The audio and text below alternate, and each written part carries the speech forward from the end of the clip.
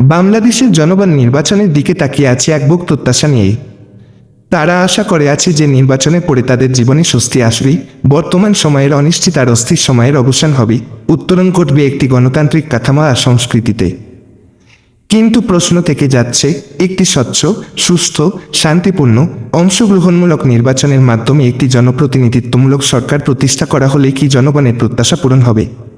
একটি গণতান্ত্রিক সংস্কৃতি গড়ে উঠবে, দারিদ্র্য ও বৈষম্য কমে যাবে এবং মানুষের জীবনের উন্নতি হবে। গণতান্ত্রিক সংস্কৃতির প্রতিস্থাপন একটি স্বল্পদৈর্ঘ্যের দৌড় নয়, এটি একটি দীর্ঘ সময়ের পথযাত্রা। একটি সুস্থ নির্বাচনই পথযাত্রার একটি ধাপ, একটি অত্যাবশ্যকীয় শর্ত, কিন্তু পর্যাপ্ত শর্ত নয়। গণতান্ত্রিক সংস্কৃতি গড়ে তুলতে হলে গণতান্ত্রিক মূল্যবোধ গড়ে তুলতে হবে সর্বস্তরে, ব্যক্তিজীবনে, পারিবারিক অঙ্গনে, সামাজিক বলয়ে এবং রাষ্ট্রীয় পর্যায়ে।